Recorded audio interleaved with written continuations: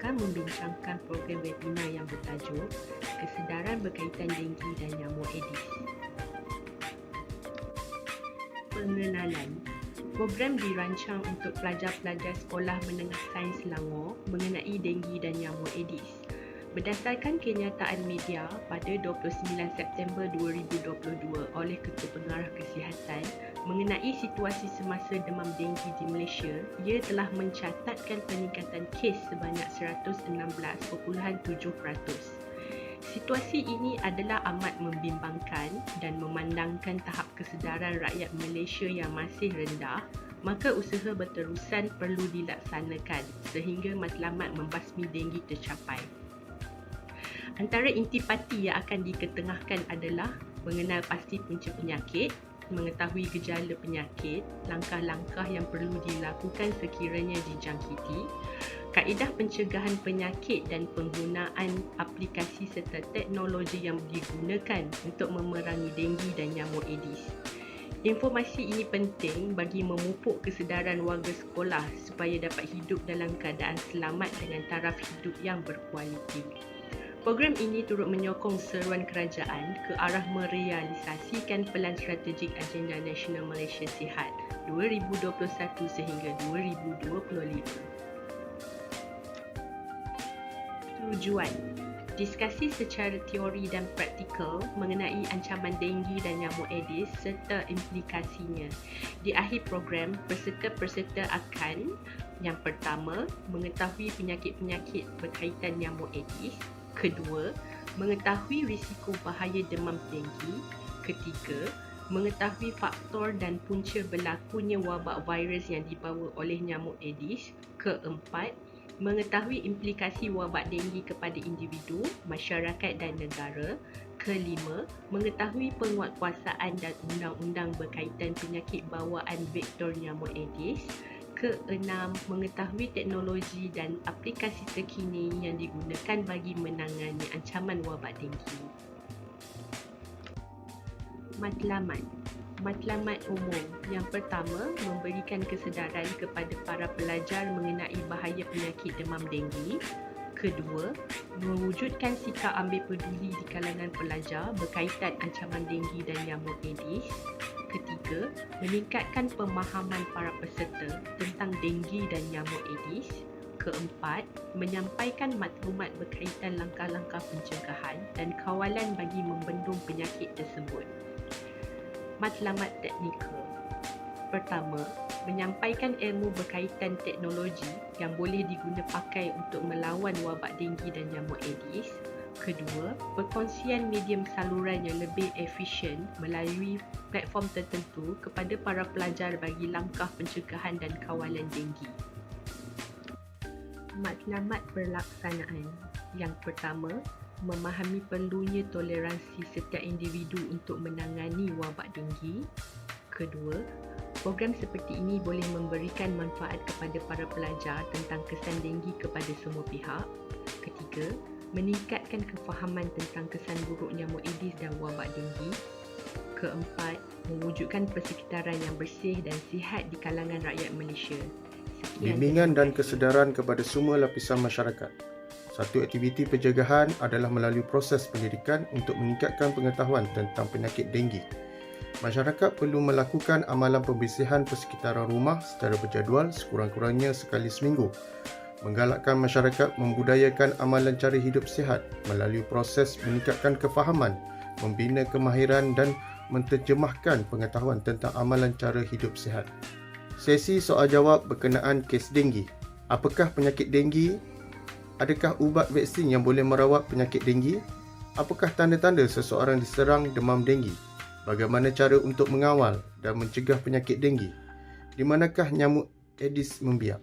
Berapa lama tempoh kitaran hidup nyamuk Aedes untuk menjadi nyamuk dewasa? Kesan terhadap masyarakat dan negara akibat terkena denggi. Yang pertama adalah beban ekonomi pada negara. Yang kedua adalah beban ekonomi pada masyarakat. Punca maklumat. Entomologi. Yang pertama, cabang ilmu daripada bidang zoologi yang membincangkan tentang serangga.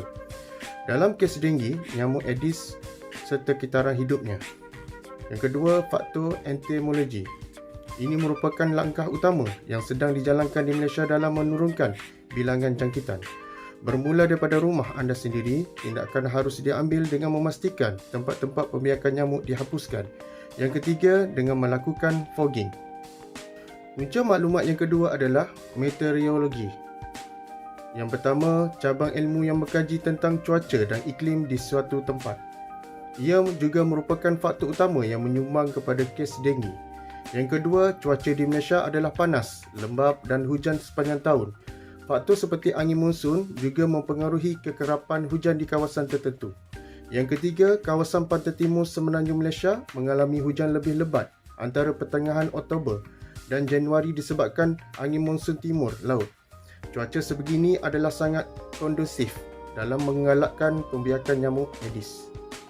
Punca maklumat yang ketiga adalah epidemiologi. Yang pertama, bidang perubatan yang berkaitan tentang bilangan dan kelaziman serta langkah-langkah pencegahan yang boleh diambil. Yang kedua, pemakluman kes baru kepada pejabat kesihatan daerah serta langkah-langkah pencegahan segera di kawasan terbabit, di samping pengumpulan data kes sepanjang tahun di seluruh kawasan. Yang ketiga, data-data yang ada membolehkan usaha berfokus dijalankan di kawasan yang mencatatkan kes tinggi.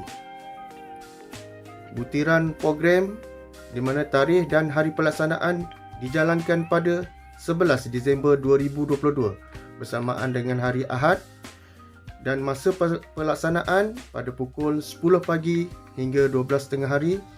Kaedah pelaksanaan dilakukan dengan menggunakan webinar dan Webex. Berikut merupakan penceramah di dalam webinar, iaitu yang pertama adalah Profesor Dr. Syahidawati Abdul Rahman. Yang kedua, Dr. Muhammad Haikal Fasla Amil Hassan. Yang ketiga, Profesor Madya Dr. Muhammad Syazwan bin Syahrudin. Yang keempat, Profesor Dr. Wan Muhammad Alahuddin, Wan Muhammad Zamri. Assalamualaikum warahmatullahi wabarakatuh. Saya Wan Muhammad Alahuddin, nombor matrik 291040, akan menerangkan tentang justifikasi pemilihan aplikasi atas talian yang akan digunakan dalam program cegah denggi ini. Pemilihan aplikasi atas talian untuk webinar ini ialah untuk berdasarkan dari aplikasi Webex. Aplikasi ini juga dipilih kerana aplikasi berbasis video conference yang saat ini banyak dipasang oleh masyarakat. Apalagi secara bertahap, aplikasi ini perlu selalu melakukan perubahan ke arah yang lebih baik dan berkualitas. Kelebihan dari aplikasi ini terletak kualitas video yang disuguhkan, yakni berstandard HD, High Definition. Anda tak perlu khawatir dengan video yang buram. Selain itu, tata letak video bisa anda sesuaikan sehingga memudahkan anda menyampaikan informasi. Bagi anda yang baru pertama kali menggunakan aplikasi ini, anda tidak akan kesulitan saat melakukan registrasi ataupun bingung dengan feature-feature yang rumit. Aplikasi ini sangat mudah difahami bagi semua orang. Penonton juga boleh bertanyakan soalan yang ingin diajukan, sama ada melalui penyampaian suara ataupun melalui tulisan di ruangan komen yang disediakan. Ini akan membantu melancarkan program dan juga memudahkan penonton dalam sesi soal jawab bersama penceramah. Seterusnya, cadangan penceramah. Cadangan penceramah, terdapat 4 penceramah yang dicadangkan. Penceramah pertama ialah Dr. Muhammad Haikal Fasla Amil Hassan. Pendidikan seperti anda dapat melihat, PhD di Wisconsin. Dia punya kelayakan ataupun dia punya kepakaran promosi kesihatan komuniti dan tingkah laku, jaringan integrasi sosial dan kesihatan, statistik dan pengukuran dalam pendidikan. Penceramah kedua ialah Profesor Dr. Syahidawati Abdul Rahim. Pendidikan anda boleh tengok PhD di UKM, kelayakan atau dia punya kepakaran perubatan kesihatan awam, kesihatan keluarga dan kesihatan remaja. Penceramah yang ketiga ialah Profesor Madya Dr. Muhammad Syazwan bin Syahrudin. Pendidikan Dr. PhD dekat UKM, Community Health dekat UKM, dia punya kepakaran perubatan kesihatan awam, kesihatan keluarga ataupun geriatrik. Penceramah keempat ialah Profesor Dr. Wan Muhammad Alahuddin bin Wan Muhammad Zamri. Pendidikan daripada UKM, Occupational Health dekat UKM, OHD, kelayakan perubatan pekerjaan, kesihatan awam. Seterusnya kita pergi kepada tentatif program. Tentatif program web sinar bahaya denggi dan Aedes. Masa yang diberikan pukul 10 pagi sehingga 12 tengah hari. Untuk ucapan pembukaan dan peresmian, kita ambil masa dalam 10 minit sahaja, iaitu 10 pagi hingga 10.10 pagi. 10.10 pagi sehingga 11.40 pagi, iaitu 1 jam 30 minit. Sesi buat bicara oleh ahli-ahli panel jemputan, sama ada Profesor Dr. Syahidawati ataupun Dr. Haikal Fashla Amir Hassan, ataupun Profesor Mahdia Muhammad Syahzuan bin Syarudin, ataupun Profesor Dr. Wan Muhammad Al-Hudin bin Wan Muhammad Zamri. Assalamualaikum dan salam sejahtera. Saya Muhammad Haikal Fashla bin Amir Hassan, nombor metrik 291079. Di sini saya ingin membentangkan mengenai anggaran pendapatan dan perbelanjaan. Okey, untuk yang pertama adalah polisi pendapatan dan perbelanjaan. Pendapatan adalah aset yang diperolehi daripada operasi maupun aktiviti sesebuah organisasi. Kisahlah mungkin sekolah, syarikat dan sebagainya. Manakala perbelanjaan adalah wang yang dibelanjakan ke atas sesuatu operasi, aktiviti dan sebagainya. Yang kedua, menyediakan perbelanjaan bagi merancang keperluan agian sumber cekap dan berkesan. Contohnya seperti dalam gambar yang ada dalam slide ni. Pendapatan 100%, lepas tu diagihkan kepada tujuan-tujuan yang perlu dibuat. Jamuan, cenderahati, siar raya, poster, persiapan dewan dan sebagainya. Tujuan penyediaan dan pengurusan. Ini adalah untuk bertujuan sesuatu perbelanjaan yang sistematik, dapat dikontrol, tak ada pembaziran, seperti itu.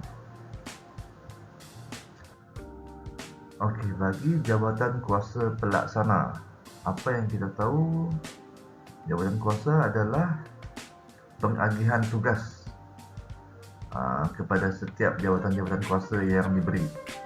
Contohnya penyediaan tempat.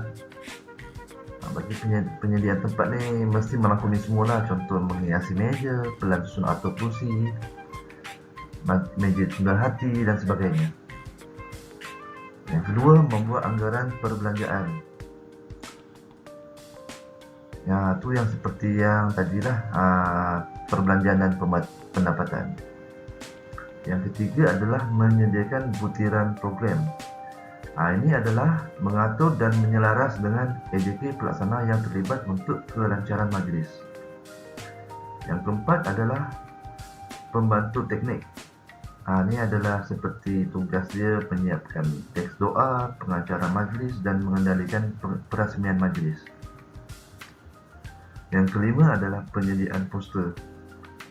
Tujuan dia adalah untuk menyambut kedatangan tamu, siar raya dan sebagainya. Yang kelima adalah tujuan dan matlamat. Tujuan dan matlamat untuk sesuatu aktiviti dan operasi adalah majlis berjalan dengan lancar, tiada halangan. Sekian dan terima kasih.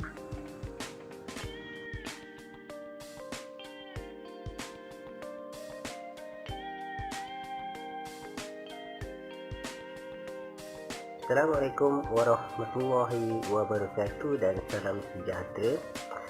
Sebagai penutup bagi program ini, pihak penganjur berharap semoga program kesedaran bahaya denggi dan nyamuk Aedes ini akan mendapat sambutan daripada semua pihak agar webinar bahaya denggi ini akan dapat dilaksanakan dengan lancarnya. Pihak penganjur program webinar ini sangat berharap agar penganjuran webinar ini akan dapat memberikan manfaat dan kesedaran kepada semua pihak terhadap intipati yang cuba disampaikan melalui program ini. Kerjasama daripada semua pihak yang terlibat untuk merealisasikan webinar ini adalah amat dihargai. Pihak penganjur dengan suku citanya berharap supaya kertas kerja ini akan mendapat pertimbangan yang sewajarnya dan sokongan daripada pihak yang berkaitan. Sekian, terima kasih.